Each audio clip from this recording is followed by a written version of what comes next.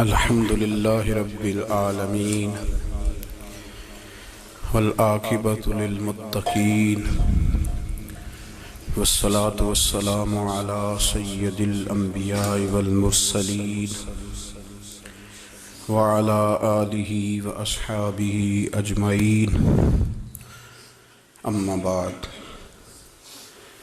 أعوذ بالله من الشيطان الرجيم بسم الله الرحمن الرحيم يا أيها الناس اعبدوا ربكم الذي خلقكم والذين من قبلكم لعلكم تتقون آمنت بالله صدق مولانا العظيم وصدق رسولنا بلاغ المبين ونحن على ذلك لمن الشاهدين والشاكرين والحمد لله رب العالمين قال الله تبارك وتعالى في شان حبيبه مخبرا وامرا إن الله وملائكته يصلون على النبي يا أيها الذين آمنوا صلوا عليه وسلموا تسليما الصلاة والسلام عليك يا سيدي يا رسول الله وعلى آلك وأصحابك يا سيدي يا حبيب الله الصلاة والسلام عليك يا سيدي يا نبي الله وعلى آلك وأصحابك يا سيدي يا نور الله اللهم صل على سيدنا ومولانا محمد معدن الجود والکرم وآلہ وصحبہ وعطرتہ وبارک وسلم۔ تمام تعریفیں حمد اور ثنا اللہ تبارک و تعالیٰ کے لیے، درود و سلام نبی اکرم نور مجسم شفیع معظم احمد مجتبیٰ جناب حضرت سیدنا محمد مصطفیٰ صلی اللہ تعالیٰ علیہ وسلم کی ذات والا صفات کے لیے حمد و صلات کے بعد، دوستو، بزرگوں اور بھائیوں، قرآن مجید فرقان حمید میں اللہ تبارک و تعالیٰ نے فرمایا ہے، اپنے بندوں کو اپنی عبادت کی طرف توجہ دلائیے، اپنے بندوں کے دلوں میں عبادت کا شوق، ذوق اور نظریہ پیدا فرمایا ہے۔ فرمایا یا ایھا الناس اعبدوا ربکم الذی خلقکم، اے ایمان والو، اے لوگو، اپنے اس رب کی عبادت کرو جس نے تمہیں پیدا کیا ہے، والذین من قبلکم، اور ان لوگوں کو بھی پیدا کیا ہے جو تم سے پہلے تھے۔ تمہیں عبادت کا نفع یہ ملے گا لعلکم تتقون، کہ تم پرہیزگار ہو جاؤ گے۔ عبادت اس لیے کرو کہ اللہ نے تمہیں پیدا کیا ہے، اور اس لیے کہ تم سے پہلے لوگوں کو بھی اللہ نے پیدا کیا ہے۔ اور پھر ارشاد فرمایا کہ الذی جعل لکم الارض فراشا، وہی رب ہے جس نے تمہارے لیے زمین کو فرش بنایا ہے، والسماء بناء، اور آسمان کو چھت بنایا ہے، وانزل من السماء ماء فاخرج به من الثمرات رزقا لکم، زمین کو فرش بنایا، آسمان کو چھت بنایا، پھر آسمان سے پانی برسایا جس کے ذریعے پھل نکالے، اور وہ بھی کسی اور کے لیے نہیں، رزقا لکم، تمہارے رزق کے لیے، وہ بھی تمہارے رزق کے لیے۔ یہ ساری نعمتیں تمہیں دی ہیں، اب فلا تجعلوا للہ اندادا، اب تم اللہ کے ساتھ کسی کو شریک نہ بناؤ، وانتم تعلمون، اور تم جانتے بھی ہو، تمہیں خبر بھی، تمہیں پتہ ہے کہ عبادت اللہ کی کرنی چاہیے، تمہیں پتہ ہے کہ نماز پڑھنی چاہیے، تم جانتے ہو کہ نوافل ادا کرنے چاہیے، تمہیں پتہ ہے کہ سجدے آنکھیں بند کر کے جھوٹ کی زندگی جی کے، اپنے ساتھ بددیانتی کر کے، دھوکہ دے کے، اپنے آپ کو دائیں بائیں، اپنے آپ کو کہیں مصروف رکھ کے کچھ وقت ضائع تو کر لیتے ہو، پر تمہیں پتہ تو ہے نا کہ عبادت اللہ کی کرنی، تمہیں اس کی خبر ہے۔ فرمایا اس رب کی، دیکھیں نا، انسان پر اگر کوئی شخص نیکی کر دیتا ہے، احسان کر دیتا ہے، تو انسان اس کے سامنے پھر گردن نہیں اٹھا سکتا، یار یہ میرے مشکل وقت کا دوست ہے، اس نے میرے ساتھ نیکی کی ہے، کبھی بھی گردن نہیں اٹھائے گا، جھکا کے رکھے گا۔ تو اگر عام کوئی نیکی کر دے تو اس کے سامنے انسان کبھی گردن نہیں اٹھاتا، تو جو رب ساری نعمتیں عطا فرمائے، جو کہے کہ تیری تخلیق میں نے کی، تجھ سے پہلوں کو بھی پیدا میں نے کیا، تیرے لیے زمین کا بچھونا بھی میں نے بچھایا، آسمان کی چھت بھی میں نے لگائی، تیرے لیے زمین سے ساری اناج کو، پھل کو، کھیتیوں کو نکالا بھی تیرے لیے، اب تو اس طرح کر کہ تو میری عبادت کر، تو میری بارگاہ میں جھک جا۔ بہت سارے نشے لوگوں کو لگے ہوئے ہوتے ہیں، ہر آدمی کوئی نہ کوئی نشہ کرتا ہے، کوئی دولت کا کرتا ہے، کوئی شہرت کا کرتا ہے، کوئی اپنی تعریف کا نشہ کرتا ہے، دو چار لوگوں سے تعریف سن کے مطمئن ہو جاتا ہے۔ ناراض تو نہیں ہو گیا اس جملے سے؟ آپ کرتے ہیں لوگ دولت کا نشہ بھی، یہ جب نقصان ہوتا ہے تو بندے بیمار نہیں ہو جاتے؟ پیسے ڈوب جاتے ہیں تو لوگ بیمار نہیں ہو جاتے؟ تو اس کا مطلب یہ ہوتا ہے کہ نشہ ٹوٹ گیا ہے۔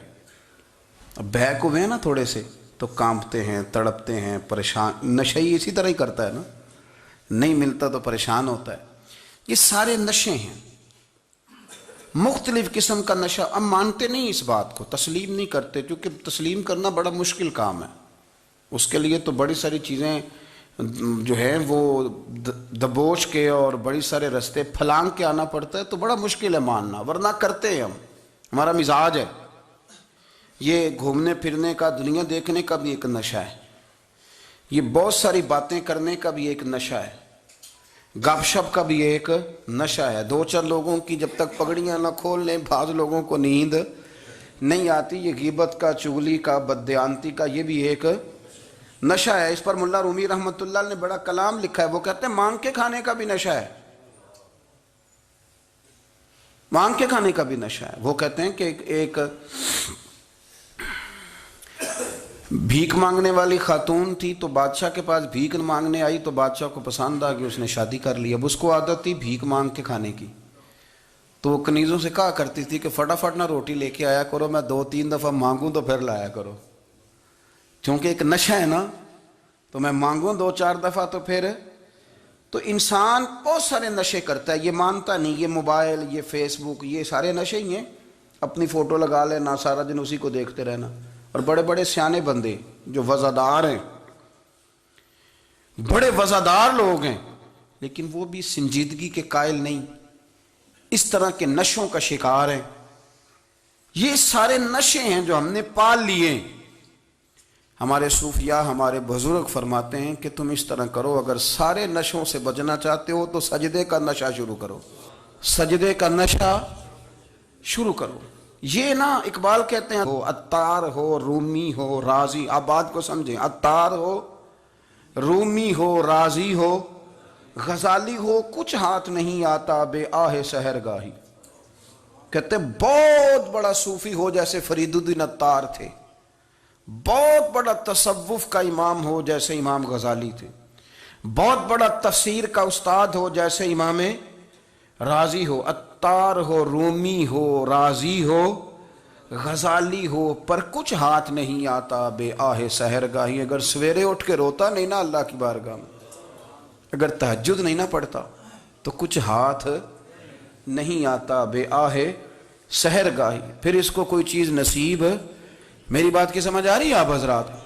جب تک آپ سویرے نہیں اٹھتے، آپ اللہ اللہ نہیں کرتے، آپ کو نوافل کا چسکا نہیں، عبادت کا مزہ نہیں، فرمایا میری عبادت کرو، یہ شوق پیدا کرو، میں نے تمہیں پیدا کیا ہے۔ ہم لوگوں کے نشے ہیں، مختلف نشے ہیں، بڑا عجیب رنگ ہے۔ محفل کی صدارت کرنے والے بڑے پیر صاحب، بڑے القابات، بیچ میں سے بندہ تلاش کرنے سے بھی نہیں مل رہا، اتنے بڑے لقب ہیں اس کے، لیکن وہ سج سنور کے 2.5 گھنٹے بیٹھا رہا محفل میں، اور نماز کا وقت آیا تو اس نے مختصر سی پڑھی، وہ نکل گیا، ہلکے سے سجدے کیے۔ اتنا بڑا عشق رسول، نعت خواں، ہو کیا بات ہے، اور عشق رسول کا بہت بڑا پیغامبر، بہت بڑا مبلغ، پر بیچارہ سمجھ ہی نہیں سکا کہ اللہ کے رسول نے فرمایا تو نماز پڑھ میری آنکھیں ٹھنڈی ہو جائیں گی۔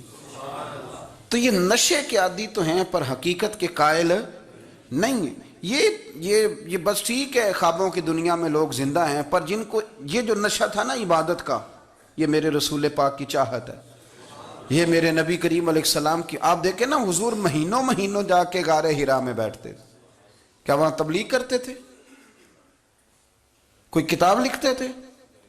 رسول کریم علیہ السلام مہینہ مہینہ رہتے غار حرا میں. کوئی نہ مجھے دیکھے، کوئی نہ مجھے ملے. حضور یہاں کیا ہے؟ فرمایا میں اپنے رب کی عبادت کروں گا. نبی کریم علیہ السلام نے سجدوں کے ساتھ پتھروں اور پہاڑوں کو آباد کر دیا، سجدوں کے ساتھ. آپ کا سجدہ آپ کو بہت ساری چیزوں سے چھڑا لیتا ہے، یہ بہت ساری جگہوں سے جھکنے سے بچا لیتا ہے. صوفیاء اولیاء یہ کیا کرتے تھے؟ یہ سجدے کا ذوق ہی تو پیدا کرتے تھے. سجدے کا ذوق. شاہ عبدالعزیز دباغ رحمۃ اللہ تعالی علیہ اپنے مریدوں سے فرمایا کرتے تھے کہ اگر تم پکے نمازی بن جاؤ نا، تہجد گزار ہو جاؤ، تو میرے پاس آنا جانا چھوڑ دینا. عرض کی حضور کیوں؟ فرمایا میں تمہارے اور رب رسول کے رستے میں رکاوٹ نہیں بننا چاہتا، اور میرا مقصود ہے تمہیں وہاں تک پہنچانا. جب پہنچ گئے تو پھر میری ضرورت ختم ہو گئی. ہاں کبھی وسوسہ آئے، شک پیدا ہو، تکلیف ہو تو آنا، ورنہ میں نہیں چاہتا کہ میں رکاوٹ بنا رہوں. تم اللہ اللہ کرو، اس مالک کو راضی کرو. میرے رسول پاک علیہ وسلم نے فرمایا بندہ اللہ کے سب سے قریب اس وقت ہوتا ہے جب وہ سجدے کی حالت میں ہوتا ہے. کس کے قریب ہوتا ہے؟ اللہ کے سب سے قریب ہوتا ہے. وہ بڑا نیڑے ہے رب کے، بڑا قریب ہے، اس لیے کہ وہ حالت سجدہ میں. وہ جب سجدے کرتا ہے نا، اس کی بارگاہ میں جب جھک جاتا ہے. آپ ذرا سجدے کی کیفیت دیکھیں نا، زبان بھی یہاں ہے، آنکھ بھی یہاں ہے، کان بھی، عقل بھی ساری، اس نے سارا کچھ رکھ دیا سجدے میں. آپ وہ کبھی پیچھے جائیں تو دیہاتوں میں کہا جاتا تھا ناک سے نکیریں نکالو. بہت بڑی سزا ہوتی تھی نا، ناک سے نکیریں نکالو، بڑی سزا ہوتی تھی. تو اس نے کہا مالک مجھے کسی نے کہا نہیں، پر دیکھنا میں نے رکھ دی ساری عقل سجدے میں، اور رکھ کے کہا کیا؟ سبحان ربی یا اللہ، اللہ میں پست ہوں تو اعلیٰ ہے، اللہ تو میرا رب ہے اور تو سب سے اعلیٰ. اتنا. اور فرمایا جب یہ اس کیفیت میں ہوتا ہے تو پھر یہ اپنے رب کے قریب ہوتا ہے. کثرت عبادت، نوافل. ہمارے ہاں عمرے کی قرآن اندازی محفلوں پہ ہونے لگ گئی ہے، حالانکہ حدیث سے ثابت نہیں. میں دوستوں سے کہتا ہوں جائز ہے، کرنی چاہیے. عمرے کی قرآن اندازی جائز ہے، پر کسی حدیث میں نہیں آئی کہ قرآن اندازی کرو عمرہ کرو. حدیث میں قرآن اندازی یہ آئی ہے کہ نبی پاک علیہ السلام نے فرمایا تمہیں پتہ چل جائے نا پہلی صف کا ثواب کتنا ہے، تم قرآن اندازی کرو. عمرے کی قرآن اندازی کا تو پوسٹر چھپتا ہے، تو یہ والی قرآن اندازی کب ہونی ہے؟ ہونی چاہیے کہ نہیں؟ حضور نے فرمایا تمہیں پتہ چلے کہ اس کا ثواب کتنا، تو تم قرآن اندازی کرو، تم قرآن ڈالو. جب آپ نماز پڑھ رہے ہوتے ہیں، جب آپ کا مصلی آباد ہوتا ہے. صلاح الدین ایوبی ایک بزرگ سے ملاقات ہو گئی، بیت المقدس پر قبضہ تھا عیسائیوں کا. تو صلاح الدین بڑے پریشان تھے. وہ بابا جی کہنے لگے پتر کیا ہوا؟ کہنے لگے حضور پتہ چلا ہے دشمن کے 2 بحری بیڑے اسلحہ لے کے آ رہے ہیں. مسلمان پہلے ہی کمزور ہیں، اور اب اگر 2 بحری بیڑے اور آ گئے تو حضور مسئلہ بن جائے گا. تو میں پریشان ہوں کہ کس طرح یہ کم مسئلے والی ہماری فوج ہے کیسے مقابلہ کرے گی. تو بابا جی کہنے لگے پتر اس طرح کرنا، آج رات تو بھی دعا کرنا اور میں بھی کروں گا. تو بھی دعا کرنا، آپ ناراض نہ ہونا. ہم تو پیروں والے ہیں، ہم تو پیروں کے نوکر غلام ہیں، ہمارا تو گزارا ہی نہیں، ہمیں تو ملتا ہے سارا کچھ وہاں سے. پر میرا سوال یہ ہے کہ تعویذ لینے جاتے ہو نفل کیوں نہیں پڑھتے؟ رات اللہ اللہ کیوں نہیں کرتے؟ یہ بھی تو ہمارے بزرگوں کا ہی طریقہ ہے، انہوں نے تو ہمیں سکھایا ہے. صلاح الدین ایوبی سے بزرگوں نے کہا کہ رات آج نا اللہ اللہ کرنا، تو میں تیرے لیے دعا کروں گا، تو بھی دعا کرنا. تو بندہ جب دکھی ہوتا ہے تو سجدہ کرتا ہے، تو پھر ہی تو مصلی بھیگ جاتا ہے، پھر ہی تو مزہ آتا ہے. سکھی بندہ تو کعبے جا کے نہیں روتا. دکھی تھے، تکلیف تھی، تو سر رکھا سجدے میں تو تڑپ گئے. اور وہ بابا جی کہتے ہیں میں مسجد آیا تو صلاح الدین چیخیں مار کے رو رہا تھا اور کہہ رہا تھا مالک میں کوئی اپنی شان کے لیے تو نہیں نہ لڑ رہا، اللہ کو میں کوئی قبضوں کے لیے تو نہیں لڑ رہا، مالک تیرے لیے لڑ رہا ہوں، مجھے بے آبرو نہ کرنا، میری مدد فرمانا. کہتے ہیں میں آیا تھا کہ مسجد میں دعا کروں گا، پر صلاح الدین ایوبی کو روتے دیکھا تو میں لوٹ گیا۔ تو سویرے صلاح الدین ملے تو بڑے خوش تھے۔ میں نے کہا پتر کیا ہوا؟ کہنے لگے حضور وہ بحری بیڑے دو آ رہے تھے نا اسلحہ لے کے، دونوں ڈوب گئے پانی میں، پانی میں ڈوب گئے۔ تو بابا جی کہنے لگے صلاح الدین وہ پانی میں نہیں ڈوبے، وہ تیرے آنسوؤں میں ڈوب گئے، وہ غرق ہو گئے۔ وہ جو تو نے مسلح بات کیا تو وہ تیرے آنسوؤں میں ڈوب گئے، وہ غرق ہو گئے، وہ تباہ، اتنے قیمتی تھے تیرے آنسو کے، بہا لے گئے دشمن کے بحری بیڑوں کو۔ میرے بھائی ٹھیک ہو گیا جی، میرے عزیز سمجھ لیں اس بات کو ہمیشہ کے لیے، اور اس پر غور کر لیں اچھے طریقے سے کہ میرے رسول کریم سید عالم صلی اللہ علیہ وسلم نے نا ہماری توجہ دلائی، حضور نے ہمیں بتلایا، ہمارا ذوق بڑھایا عبادت کی طرف۔ ایک صحابی تھے حضرت ابو فاطمہ رضی اللہ تعالیٰ عنہ، یہ ترمذی شریف کی حدیث ہے۔ نبی پاک علیہ السلام نے فرمایا ابو فاطمہ قیامت کے دن مجھ سے جلدی ملنا چاہتے ہو کہ دیر کے ساتھ؟ تو کہنے لگے حضور کون ہوگا جو دیر سے ملنا چاہے گا؟ ہم نے تو جان دے دی وعدہ دیدار پر۔ اعلیٰ حضرت فرماتے ہیں جان دے دی وعدہ اور نقد اپنا دام ہو ہی جائے گا۔ مجھے لگتا ہے کہ یہ سودا نقد و نقد ہو جانا ہے، چونکہ ہم نے جان دے دی وعدہ دیدار پر۔ آپ نے وعدہ کیا تھا کہ مریں گے تو پھر زیارت ہوگی، تو مر گئے ہم زیارت کی خاطر۔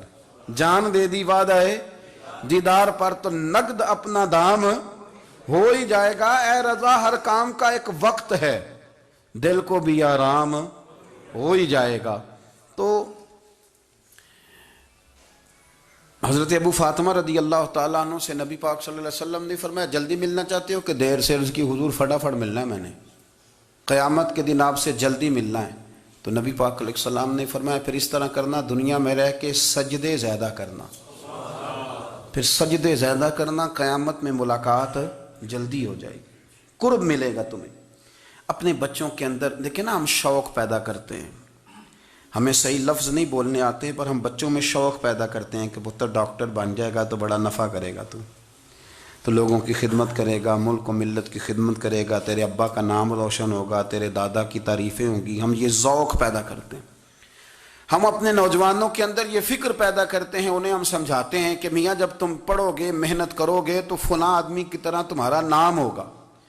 یہ جتنا ذوق ہم بچوں کے اندر ان چیزوں کا پیدا کرتے، ہمیں حکم ہے کسی طرح ہم ذوق پیدا کریں کہ پتر نماز پڑھے گا تو اللہ راضی ہو جائے گا، تو سجدہ کرے گا۔ دیکھیں نا میرے رسول کریم علیہ السلام نے فرمایا 7 سال کے بچے کو مسجد لے کے جاؤ، یعنی اسے شوق دلاؤ، اس کے اندر یہ خاصیت پیدا کرو کہ اس کا دل کرے مسجد میں جانے کا، اس کے اندر یہ خصوصیات لاؤ کہ وہ ہمارے ہاں نا ہر چیز کو پرموٹ کیا جا رہا ہے، ہر چیز کو، یعنی سر سنگیت سکھانے کے لیے اکیڈمیاں بن گئی ہیں، ہر شے پرموٹ ہو رہی ہے، عبادت کا جذبہ کم ہوتا جا رہا ہے، اللہ کا ذوق ہمارے اندر نہیں رہا۔ اور اتنا مشکل ہم نے اپنے لیے بنا لیا ہے کہ وہ بندہ جو بڑی زبردست مذہبی گفتگو کر رہا تھا اور تگڑی بات کر رہا تھا، کیا بات ہے، لیکن نماز کے بارے میں کمزوری دکھا جاتا ہے، نوافل کے بارے میں وہ چپکے سے نکل جاتا ہے۔ امام احمد بن حنبل رحمۃ اللہ تعالی علیہ، مسند امام احمد بن حنبل 14 جلدوں میں ہے مارکیٹ میں، اور مجھے تو خیر پسند ہی بڑی ہے، میں نے تو کئی دفعہ پڑھی ہے، اور کیا بات ہے امام احمد بن حنبل کی، کیسے تگڑے قسم کے محدث تھے، اور اللہ نے کتنا انہیں اعزاز عطا فرمایا ہوا تھا۔ یہ کوڑے بھی کھاتے تھے دین کی خاطر، سارا کرتا لہو سے بھر بھی جایا کرتا تھا، بڑا اعزاز والا شخص تھے، بڑے اعزاز والے، حدیثیں جمع کرنا، حدیثیں لکھنا، حدیث پڑھانا، سارا دن رہتے تھے۔ کہہ سکتے تھے کہ میں کر تو رہا ہوں کام، اور حدیث بھی موجود ہے کہ عالم عابد سے افضل ہوتا ہے، پر اس کے باوجود امام احمد بن حنبل رحمۃ اللہ علیہ 300 نفل فرض نمازوں کے علاوہ پڑھا کرتے تھے، 300 نوافل روز پڑھا کرتے تھے۔ ان کے بیٹے نے کہا ابا جی مکان خریدنا ہے تو جگہ کہاں کر کے لوں، بہت ساری آبادیاں، تو فرمایا پتر وہاں لینا جہاں مسجد قریب ہو۔ میرے رسول کریم سید عالم صلی اللہ علیہ وسلم اتنا پسند کرتے مسجد کو، اتنا پسند کرتے نماز کو، کہ رسول کریم صلی اللہ علیہ وسلم تہجد کی نماز بھی پڑھتے، پھر حضور فجر کی نماز بھی پڑھتے، نبی پاک وتر کو الگ کر کے پڑھتے، عشاء کے ساتھ نہیں پڑھتے۔ یہ تو ہم اس لیے اجازت دی، ہمارے بزرگوں نے کہ بعد میں اٹھے گا کون علیحدہ وطر پڑھنے کے لیے، عشاء کے ساتھ پڑھ لے، وطر پڑھتے، تہجد پڑھتے، فجر پڑھتے، اشراق پڑھتے، چاشت پڑھتے، پھر مغرب کی نماز کے بعد 6 رکعت اوابین پڑھتے، پھر رات کو صلاۃ اللیل پڑھتے۔ سیدہ عائشہ صدیقہ کہتی ہیں زمانہ سو جاتا اور میرے رسول مصلی بچھا کے کھڑے ہو جاتے۔ او یار، کھیتی باڑی کر کے نہیں، محنت مزدوری کر کے نہیں، جناب عائشہ کہتی ہیں میں یہ بھی دیکھتی کہ حضور ایک آیت شروع کرتے تو ساری رات اسی کو پڑھتے، اور میری نظر جاتی تو قدم مبارک پہ ورم آ جاتا۔ یار نماز پڑھ پڑھ کے، اتنی مشقت کر کے، اتنی جد و جہد کر کے ورم آ گیا، یا رسول اللہ اتنی محنت کیوں کرتے ہو؟ فرمایا افلا اکون عبدا شکورا، کیا میں اپنے رب کا شکر گزار بندہ نہ بنوں؟ صحابہ کا ذوق عبادتوں کا، ریاضتوں کا، تلاوتوں کا، طبیعت ان کی، وہ ایک دوسرے کو، حضرت مولا علی شیر خدا کرم اللہ تعالی وجہہ الکریم کے زمانے میں روم کے بادشاہ نے کہا یار یہ مسلمانوں کا پتہ تو کرو، یہ آخر کیوں اتنے زیادہ مجاہد ہیں؟ اس زمانے میں جاسوس بھیجنے کا مزاج تھا، اب تو جاسوس پکڑا جاتا ہے، اب تو جاسوس، اور جاسوسی کا شوق ویسے آج بھی ہے۔ عرض کروں تھوڑی سی بات اس عنوان سے، پتہ کیا ہمارا مسئلہ ہے؟ ہم جہاں جاتے ہیں نا وہاں تھوڑی خوشبو سونگھنے کی کوشش کرتے ہیں، وہ کیا ہے تو یہ کیا ہے تو ادھر کیا ہے تو تھوڑا سا ادھر کیا ہے۔ میرے رسول پاک، پڑھیے درود شریف، سارے پڑھیے ذرا زور سے، صلی اللہ تعالی۔ نبی پاک علیہ السلام نے فرمایا جاسوسی نہ کرنا ورنہ تم بندوں کو خراب کر دو گے، اور فرمایا اس طرح نہ ہو کہ تم کسی کے آپ کھول نہ نکلو تو تمہارے پہلے کھول جائیں۔ یہ جو ذوق ہے نا یہ ختم کریں، چھوڑیں، مطلب آپ کس چکر میں پڑے ہوئے ہیں؟ اتنی زیادہ توجہ کرنے کی کیا ضرورت ہے؟ نیک کام سے کام رکھیں، اس میں بندہ تھوڑا سا نا آسان رہتا ہے۔ یہ جو بہت زیادہ ٹٹولنے والے لوگ ہوتے ہیں نا وہ بیچارے پھر عمر ٹٹولتے ہی گزار دیتے ہیں، اس لیے کہ مزاج ہی بہت پکا ہے، بوری کا منہ کھول کے اندر تک ہاتھ ڈالنا، تو پھر کئی دفعہ سامنے سے بچھو بھی لڑ جاتا ہے، خرابی ہوتی ہے۔ تو جاسوسی کی جاتی تھی، اس نے بھی جاسوس بھیجے، کیونکہ قبیلوں کے لوگ تھے، کچھ مسلم کچھ کافر، پہچانے نہیں جاتے تھے لوگ، تو کچھ لوگ اس نے بھیجے، انہوں نے آ کے نا تحقیق کی، ریسرچ کری کہ آخر ماجرا کیا ہے، تو واپس جا کے انہوں نے رپورٹ دی نا روم کے بادشاہ کو۔ اس رپورٹ کا ایک جملہ بڑا شاندار ہے، وہ کہنے لگا بادشاہ ہمیں مسلمانوں کی کوئی سمجھ نہیں آئی، ہمیں کوئی سمجھ نہیں آئی۔ انہوں نے کہا بھی کیوں نہیں سمجھ آئی؟ کہنے لگے یار عجیب بندے ہیں، جب رات مصلی پہ بیٹھتے ہیں تو یوں لگتا ہے ان کا دنیا سے رشتہ ہی کوئی نہیں، کوئی کسی کو نہیں جانتا، کوئی اپنے دکھ سنا کے رو رہا ہے، کوئی اپنی بات کر کے رو رہا ہے، لگتا ہے کہ ان کا کوئی رشتہ ہے ہی نہیں جب مصلی پہ بیٹھتے ہیں۔ اور فرمایا جب سویرے یہ جہاد کرنے نکلتے ہیں تو لگتا ہے ان سے زیادہ دلیر ہی کوئی نہیں، حالانکہ جو مصلوں پہ رونے دھونے کے لوگ ہوتے ہیں وہ کئی دفعہ جہاد میں کام نہیں کرتے، لیکن عجیب لوگ ہیں کہ رات کے راہب ہیں، دن کے مجاہد ہیں، کوئی سمجھ نہیں آتی۔ میرے عزیز، ان لوگوں نے مصلی آباد کر کے رکھا، تلاوتیں ان کا ذوق رہی، منظر روز پڑھنا، اسباق پڑھنا، وظائف پڑھنا، یہ ان کا ذوق رہا۔ اعلیٰ حضرت بریلوی رحمت اللہ نے 1000 کتاب لکھی ہے، لیکن الوظیفۃ الکریمہ کے نام سے جو وہ صبح و شام وظائف پڑھتے تھے وہ الگ انہوں نے ان کو بیان کیا، پابندی کے ساتھ اپنی اللہ اللہ کرتے تھے۔ شیخ شہاب الدین سہروردی رحمت اللہ علیہ، اس پر ایک بندے نے اعتراض کیا، اس نے کہا جی آپ کس قسم کے صوفی ہیں، مرید بیٹھے ہیں اور آپ وہاں نفل پڑھ رہے ہیں؟ یہ بھی بڑا مسئلہ ہوتا ہے نا، جو بندہ ملنے آتا ہے وہ اپنے ٹائم کے حساب سے آتا ہے، اور پھر اس کا یہ بھی خیال ہوتا ہے کہ پیر صاحب جو ہیں وہ چونکہ درویش ہیں تو نہ انہیں روٹی کھانی چاہیے نہ سونا چاہیے، چونکہ وہ درویش ہیں، اور ہم چونکہ درویشوں کے ماننے والے ہیں لہذا ہمارا یہ طریقہ ہونا چاہیے کہ جیسے ہم کہیں درویش ویسے ہی کر جائے، حالانکہ جس کو آپ درویش کہیں گے آپ اس کی مانیں گے، آپ منوائیں گے نہیں، تو ہمارا مزاج ہوتا ہے۔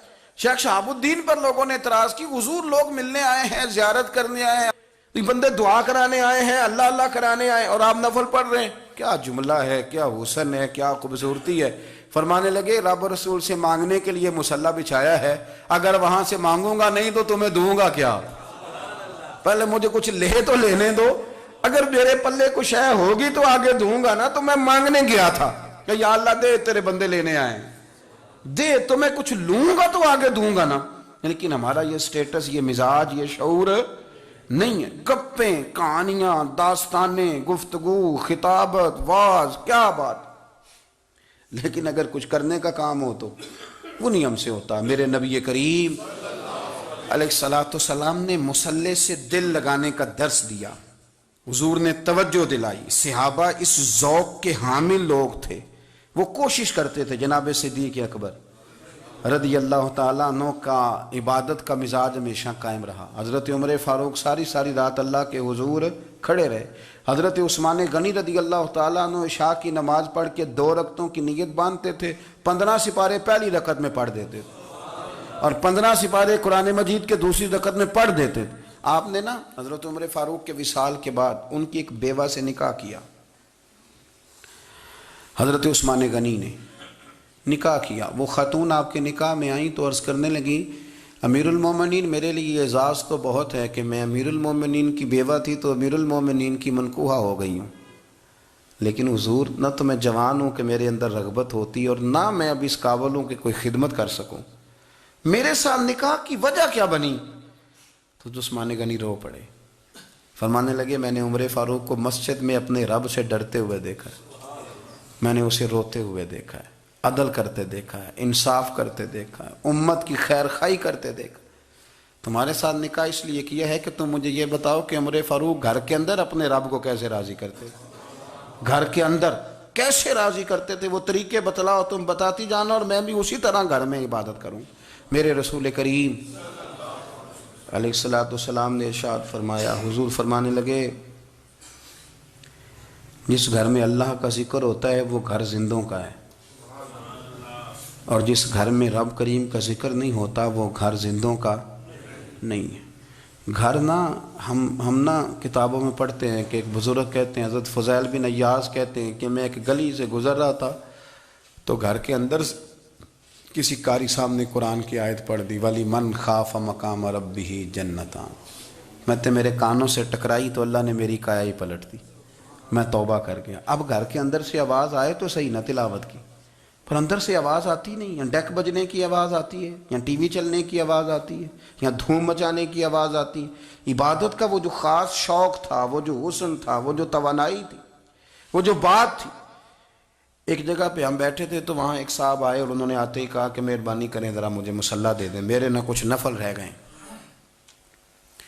تو میں نے وضو کر لیا تو کوئی مصلی مل جائے، مصلی انہیں دے دیا گیا، وہ مصلی لے کے چلے گئے تو پیچھے ایک صاحب نے تبصرہ کیا، کہنے نے کتنا ریاکار بندہ ہے، لوگوں کو دکھا رہا ہے کہ میں نفل پڑھتا ہوں، ہے کوئی بات کرنے والی؟ میں نے اسے کہا، میں نے کہا تو مہربانی کرنا اس طرح کی ریاکاری تو بھی کر، پکڑ مصلی اور جا تو بھی تھوڑی ریاکاری کر کے آ، اٹھ ذرا شکر کر، کوئی یہ ریاکار بھی ملا ہے، کوئی نفل پڑھ کے ریاکاری کر رہا ہے اللہ کا۔ میں کہتا ہوں کو پڑھے تو صحیح نہیں، یہ کوئی دور ہے نفل پڑھنے کا؟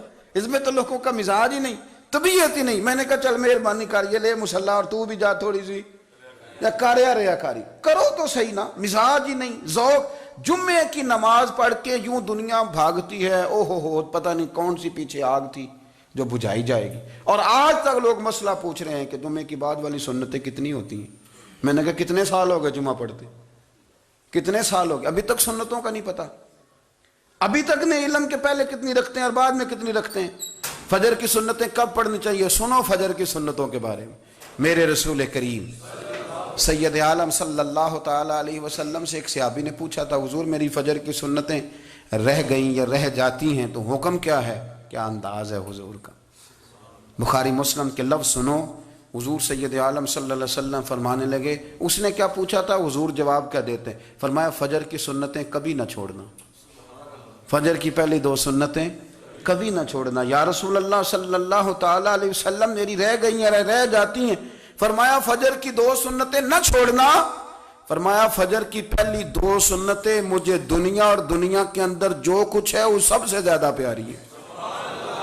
فجر کی 2 سنتیں دنیا اور دنیا میں جو کچھ ہے مجھے وہ سب سے زیادہ پیاری ہیں، اس لیے فجر کی سنتیں نہ چھوڑنا۔ اپنا ذوق، اپنی طبیعت، ہم نے نا ذوق غلط بنا لیا ہے۔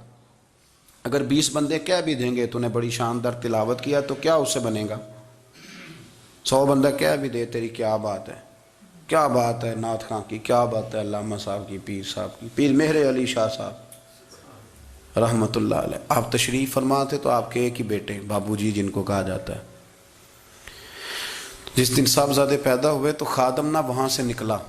ان لوگوں کے شوق اور طرح کے تھے نا، تو ان کی توجہ بھی اپنے شوق کی طرف رہتی. تو خادم نکلا اندر سے، پیر صاحب مبارک ہو، پیر صاحب مبارک ہو، پیر صاحب مبارک ہو، پیر صاحب مبارک ہو، شور کر رہا ہے.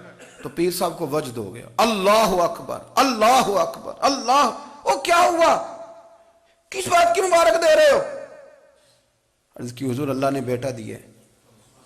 تو آپ فرمانے لگے اچھا حضور آپ کیا ہوا، آپ تو پریشان ہو گئے. فرمانے لگے جب تو نے 3 دفعہ کہا نا مہر علی کو مبارک ہو، تو میں سمجھا تھا شاید تجھے کسی نے بتا دیا ہے کہ مہر علی سے اللہ راضی ہو گیا.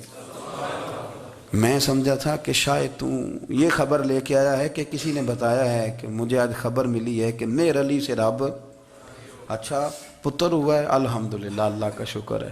پر میرے لیے مبارک کا دن وہ ہوگا جب میرا رب کہے گا کہ میں مہر علی سے راضی ہوں. میرے محبوب کہیں گے کہ میں مہر علی سے. آپ بات کو سمجھیں. شوق ہی کسی اور طرف تھا، دل ہی کہیں اور لگا ہوا تھا، طبیعت ہی کہیں اور مائل تھی. کوئی وظیفہ پوچھتے تھے تو پڑھتے تھے وہ لوگ، کچھ اللہ اللہ انہیں بتائی جاتی تھی تو کرنے کا ذوق رکھتے تھے، طبیعت تھی، قائل تھے. حضرت ربیع کہتے ہیں میں بڑی دور سے سفر کر کے گیا حضرت اویس کرنی سے ملنے، بڑی دور سے. اور جب میں پہنچا تو فجر کا وقت تھا. تو حضرت اویس کرنی کو میں نے پا لیا. تو وہ نماز پڑھ کے نا قرآن شریف لے کے بیٹھ گئے. فرماتے ہیں اشراق چاشت کا وقت ہوا تو نفلوں کی نیت باندھ لی. محدث ابن الجوزی نے لکھا ہے، فرماتے ہیں پھر جب زوال کا وقت ہوا تو مسجد میں جھاڑو دینے لگ گئے. زور کی نماز پڑھ کے تو عصر کی تیاری تک وہ مسجد میں بیٹھے رہے. اور میرے نبی پاک علیہ السلام نے فرمایا جو نماز کے انتظار میں بیٹھا ہو وہ نماز ہی میں ہے، وہ نماز ہی میں ہے. فرمایا میری دنیا میری امت کی جو رہبانیت ہے نا وہ اتنی ہے کہ نماز کا انتظار کرے. اذان کے بعد نماز کا یہ راہب ہیں، یہ اس وقت چھوڑ کے بیٹھے ہیں سارا کچھ.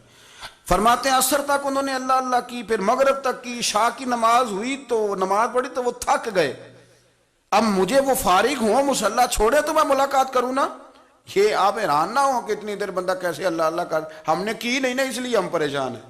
جو عادی ہوتے ہیں وہ کر بھی لیتے ہیں. وہ یہ کام میری بات کی سمجھ آ رہی ہے؟ جب جاتے ہو کسی دفتر میں تو 8 گھنٹے کھڑے رہ لیتے ہو نا، مجبوری ہوتی ہے تو کھڑے رہا جا سکتا ہے. پاسپورٹ کے دفتر بولیے، امیگریشن کی لائنوں میں، اور میں نے تو امبیسیوں میں بندے 12 گھنٹے پہلے جا کے کھڑے دیکھیں، رہ لیتے ہیں کھڑے. تو اگر ان کاموں کے لیے رہا جاتا ہے تو اللہ رسول کے لیے بھی کھڑے رہا جا سکتا ہے.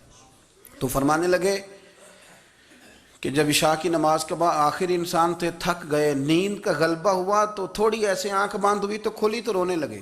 حضرت ویسے کرنی رو کے کہنے لگے مالک مجھے غافل تو نہ کر، ابھی میں نے کیا بھی کچھ نہیں، دن ختم ہو گیا، کوئی نفل نہیں، کوئی اللہ اللہ نہیں، اللہ مجھے غافل نہ کر، میری مدد فرما. فرماتے ہیں جب وہ روئے تو میرے ساتھ جو شخص تھا میں نے کہا اٹھو چلیں. کہنے لگا حضور ملنا نہیں. فرمایا جو میں لینے آیا تھا وہ مجھے مل گیا ہے، جو میں ان سے سیکھنے آیا تھا وہ مجھے نصیب ہو گیا. اب اور میں نے کیا لینا، ختم ہو گئی بات، اٹھو چلیں. اللہ کے بندوں نے حضرت ربیعہ بن کعب اسلمی رضی اللہ تعالیٰ عنہ فرماتے ہیں، کہتے ہیں جب بنو قریظہ اور بنو نذیر یہودیوں کے ساتھ حضور علیہ السلام نے جنگ کا اعلان فرمایا تو وہ دشمن ہو گئے. ہمیں خطرہ تھا کہ وہ رات کو کہیں محبوب کو تکلیف نہ دیں. تو کچھ لوگ نا تلواریں لے کے نبی پاک کے دروازے پہ پہرے داری کرتے تھے. گن مین رکھنا حرام نہیں، اگر کسی کو واقعی خطرہ ہو تو اس کے لیے سنت بھی ہے. حضرت علی المرتضیٰ تلوار لے کے حضور کے گھر کا پہرا دیتے تھے. حضرت ربیعہ بن کعب اسلمی رضی اللہ تعالیٰ عنہ فرماتے ہیں کہ رات میری ڈیوٹی تھی کہ میں حضور کے گھر کا پہرا دوں گا. تو فرماتے ہیں میں باہر سن رہا تھا، ساری رات ہی میرے نبی پاک نے اللہ کی تسبیح پڑھی، ساری رات، کبھی تسبیح، کبھی تحلیل، کبھی تحمید، کبھی تکبیر، ساری رات. فرماتے ہیں ساری رات حضور پڑھتے رہے اور ساری رات ہی میں سنتا رہا. مجھے اونگ آ گئی، میری آنکھ لگ گئی، حضور ابھی پڑھ رہے تھے، میں تھک کے سو گیا. اور فرماتے ہیں جب میری آنکھ دوبارہ سے کھلی تو میرے کانوں میں پھر کوئی چیز گونجی تو میں نے کان لگایا تو میرے حبیب ابھی بھی اللہ کو یاد کر رہے. ساری رات حضور رب کی عبادت کرتے. اسی لیے تو کہا یا ایھا المزمل قم اللیل الا قلیلا. حبیب ساری رات تو نہ جاگا کر، تھوڑا آرام بھی کر لیا کر. میرے بھائی اپنا مصلی، اپنی عبادات، اپنے وظائف اللہ اللہ جو آپ نے کسی سے سیکھی ہے اس کو کبھی کمزور نہ ہونے دیں. شجرہ شریف جو کسی بزرگ سے آپ لے لیتے ہیں تو کیا رسم ہے کوئی؟ اس پہ کچھ لکھا ہوتا ہے، وہ پڑھنے کے لیے دیا جاتا ہے. اس پہ لکھا ہوتا ہے کہ یہ اللہ اللہ آپ نے کرنی ہے. ساری زندگی کسی اسکول میں داخل ہو گئے اور وہاں جا کے آپ نصاب ہی نہ پڑھیں، کتاب ہی نہ کھولیں تو پاس ہو جائیں گے؟ وہ کہتے ہیں میں 20 سال جاتا رہا ملا کچھ نہیں. تو آپ نے لیا کیا ہے؟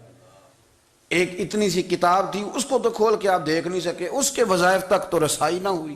اس لیے کہ اللہ اللہ کرنا مشکل ہے اور تصویر کھنچانا یہ آسان کام ہے. تو جو آسان ہے اس طرف ہماری توجہ لگی رہتی ہے اور جو مشکل ہے اس طرف ہم ذوق پیدا نہیں کرتے. یا ایھا الناس اعبدوا ربکم الذی خلقکم والذین من قبلکم لعلکم تتقون. اے لوگو اس رب کی عبادت کرو جس نے تمہیں پیدا کیا اور تم سے پہلوں کو پیدا کیا، اس لیے عبادت کرو کہ تم پرہیزگار ہو جاؤ گے. مالک سمجھنے کی توفیق عطا فرمائے.